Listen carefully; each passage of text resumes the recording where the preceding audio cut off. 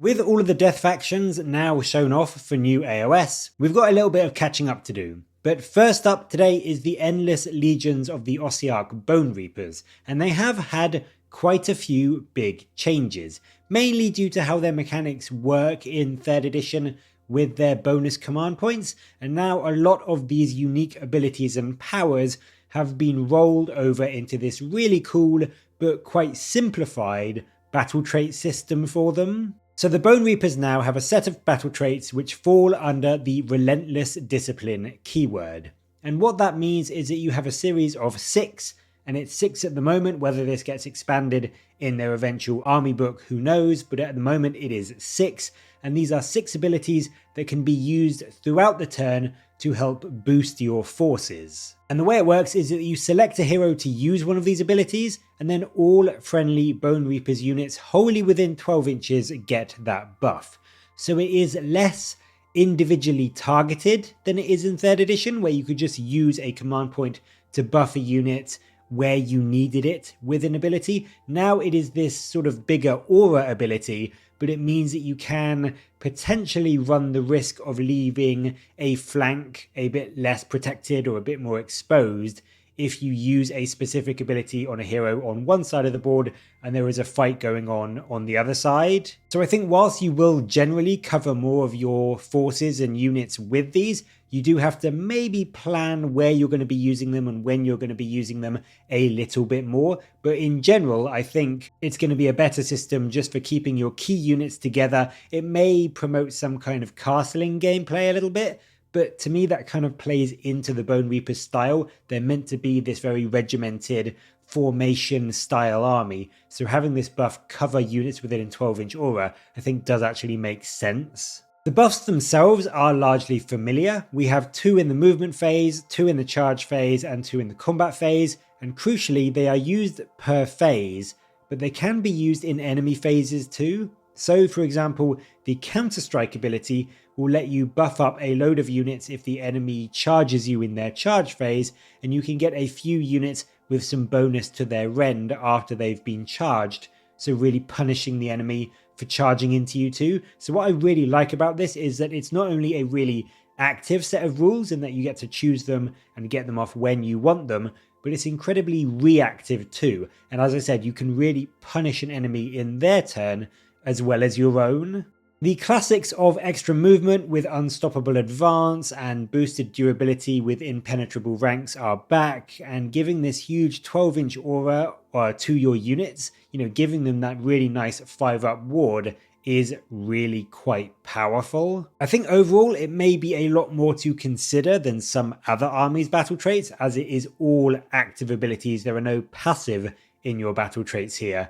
But they do keep a lot of their strength, and they really can help a more castled up formation style build of the Ossiarch Bonereapers be much faster, hit much harder, and be hugely more durable in pretty much any turn of the game. So I really do like this set of traits. I really think they keep the Bonereapers feel and theme, and they also give you a lot of choice and decision making and tactical play in how you run the army, which if you are a fan of the Ossiarch Bonereapers is something you will probably want to do, because that's kind of how they are in the lore.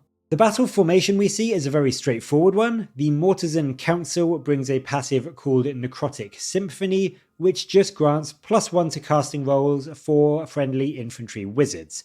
It's nothing very flashy, but there are a few Ossiarch infantry wizards with your Bone Shapers, your Soulmasons, your Soul Reapers, and the Ossifectors all getting a rather nice boost to their capabilities from this. And if you are running a few of these casters in your army, this could well be one to consider, although I personally like the sound of the massed artillery one that is also mentioned, because having a load of Mortek crawlers in your army and giving them some really nice buffs sounds like it could be hilariously fun too. We do also get it confirmed in the article that Nadrite weapons still get their exploding hits rule in the form of the crit 2 hits ability, and the spell we get shown, Empower Nadrite Weapons, still acts as a way to boost this. It is cast on a 5, so nice and easy to cast, especially in that Mortizan Council formation, and then you pick a unit within 12 inches, and they get their critical hits on 5s. So now your Nadrite weapons will be doing 2 hits on 5s and 6s, which can make quite a big impact, especially alongside something like Bludgeon or Counter-Strike from your battle traits, to make a block of Mortek guard just do a huge amount of damage into a scary enemy. In terms of the updated battle scrolls we don't get Catacross unfortunately, but we do see Vokmortian, the Master of the Bone Tithe, as well as the Soulmason, the Necropolis Stalkers, and also the Mortek Crawler itself. Vokmortian has had a few significant changes. He's still got his 4-up save, although he has dropped down to 5 health from his previous 6, so he is a little bit less durable than before. His Gaze of Death is still a cheeky ranged attack that might pop off a couple of weaker infantry models in a pinch, and then his melee is also still nothing to write home about. He now hits on 4s instead of 3s, but he has gained an extra attack to make up for it, and he is still a 2-cast wizard, but he has lost all of his War Scroll abilities, and they have been rejigged somewhat in the form of 2 new ones, the Voice of Nagash and the Mortal Contract. Voice of Nagash is kind of like his old Contract of Nagash. It lets you pick an enemy unit, although it's within 12 inches now rather than 3 inches, so it's got a bit of a bigger range. And then when they use a non-fight core ability for the rest of the turn, it costs them a command point to do it. So now things like moving or charging will take up one of your opponent's very limited and very precious command points now, which is quite a big thing. It is only once per battle, which does limit it, but it does mean that potentially your opponent may not physically be able to move or make a charge if they've used all their command points, because they won't have the command points to do that ability. So it is a really good way to pretty much shut down a charge, even if your opponent does have the command points to do it, because they are going to be such a precious resource in 4th edition. They may not think it's worth it. So this ability, although being once per battle only, is really, really strong, I think, and it could potentially really disrupt your enemy's game plan. Mortal Contract is his spell. It's cast on a 7, and it lets you pick an enemy unit within 18 inches and a friendly unit within 18 inches of that enemy unit, and then until the start of your next turn, if that enemy unit tries to use an ability against your friendly unit, you roll a d3 and on a 2+, you inflict that much mortal damage to them. So now if your opponent wants to fight and kill some of your models, they will now be risking hurting themselves by doing so. And if you put this onto, say, an enemy hero with only a couple of health left, and he is in combat with your friendly unit, he is going to have a really rough time, because if he wants to fight, he may well end up destroying himself instead. Vokmortian still has his 6-up ward, which still seems to be an army-wide thing, and he seems okay. I do like how he messes with the enemy command points and can really disrupt their battle plans, so I do think he could make quite a good debuff piece, just depending on how rare and how important the command points do end up being in 4th edition. Up next we see the Soulmason on his silly little chair, but quibbles about the model aside, the Soulmason has also taken quite a hit in terms of his rules. He still has 6 health and he is still a 2-cast wizard, however his own personal damage output has been gutted. He does get an extra attack with his staff, but it's now 4s and 4s instead of 3s and 3s, and it's now d3 damage rather than a flat 2, so that is overall quite significantly worse.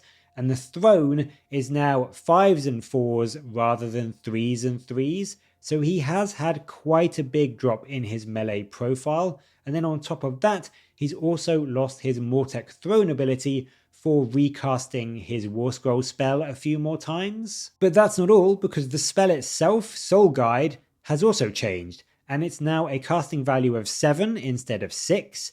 It is also no longer pick a unit within 24, it's pick a unit within 12, so it's had its range quite significantly reduced, and then instead of giving that unit +1 to wound, they now get Strike First. Now there are some situations where Strike First could be better. It is quite a strong buff to give. If you have a few ongoing combats and you want more of your units to fight before the enemy, this could definitely be worth it. but +1 to wound was always a really nice buff, I thought, for something like a big blob of Mortek guard. So overall, I'm not sure how I feel about this. I think the move to it being strike first will be welcome when you need it, but as a more generic all-rounder war scroll and spell, I think having that lower cast value, having that increased range, and giving +1 to wound is generally more useful most of the time. So I would say this guy has taken quite the hit. Whether he is still going to be worth it will of course be points dependent, but he is definitely now more of a straightforward give a unit strike first for when you need it, rather than being a bit more of a generic all-rounder wizard. The massive Stalkers also got a tease, again with some rather significant changes to their war scroll. First up is a drop in health from 5 to 4, which is quite a big deal, and it does make them feel much squishier in my opinion. They do still have the 4-up save and 6-up ward, but they definitely aren't going to be sticking around for quite as long as they were before. And then on top of that, their weapon profiles have been combined into one, with their Stalker blades replacing the old Dread Falchions and Spirit blades they had before. They get 4 attacks, and they still hit and wound on 3s, with those exploding hits to let them potentially get quite a lot of hits into the enemy, and they are also still 2 rend, which is nice in 4th edition. However, they do unfortunately take the 1 damage profile from the Spirit blades. And what that means is a unit of 3 now has 12 1 damage attacks instead of 8 1 damage and 3 2 damage attacks, which is quite a big hit. And then it gets even worse for their output, because in their unique rule of Quadrarch aspects, there have been even more changes. They still get to choose 1 aspect to have for a turn in the combat phase, and a few return in name, but they are all different in terms of their actual rules now.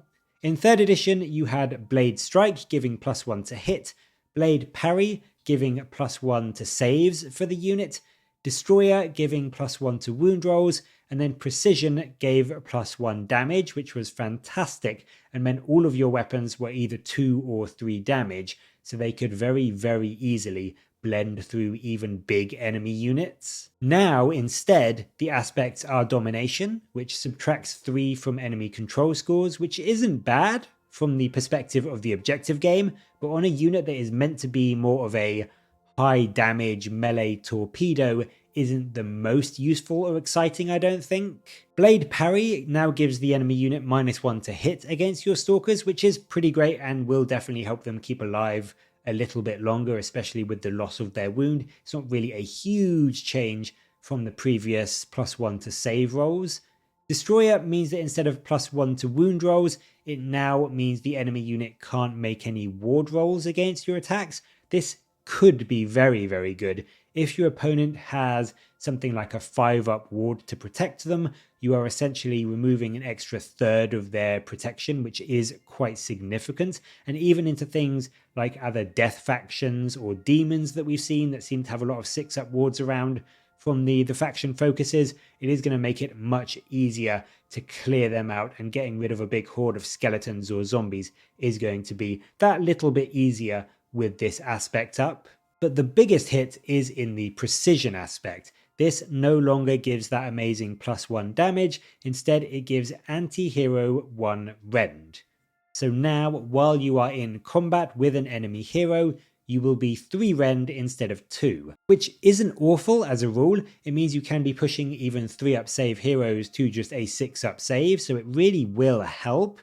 It's just nowhere near as good as the flat +1 damage from before, and it really does mean that their output overall is significantly worse, even into enemy heroes with this buff, where it is kind of specifically tailored for making them better against heroes. Overall, with the drop in health and defensive power, these guys don't seem as good as before. They still have a decent amount of attacks, and they can still blend their infantry quite well, especially those with a ward save, but they are definitely not the terrifying combatants that they have been through quite a lot of 3rd edition anymore.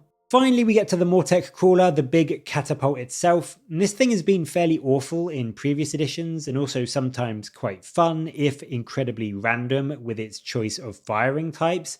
Now that has all been condensed into one profile, which is called the Dread Catapult, and it's a 24-inch range attack that has 4 shots that hit on 4s, wound on 2s, they're 1 rend, and they do D3 plus 2 damage, which is very nice, and they also have the crit 2 hits and anti-infantry plus 1 rend rules to help them get through squishier foot troops and potentially get a few more hits into them. It should on average do about 7.5 damage to an enemy 4-up save infantry unit, so you can do quite a big chunk of damage to a 10 or even 20 man squad, which is nice.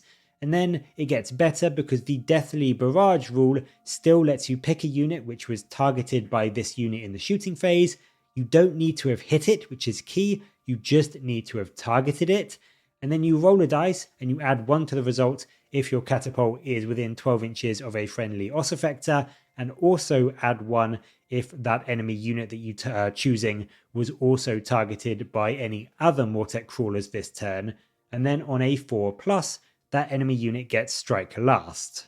So potentially, firing a couple of catapults that are near an Oss effector, near an enemy unit, could not only do a big chunk of damage, but also potentially give them strike last to boot. So I am a big fan of this. I think it's going to be decent, depending on the points, for sheer damage output, but then also a really nice way to debuff a key enemy unit before you fight them, so you can just do as much damage to them as possible before they get to swing back. And I think if the battle formation that was mentioned earlier gives them even more buffs to go alongside that, I could see that formation being one where you bring, a few of these along just to give you some really scary ranged support for the rest of your undead forces.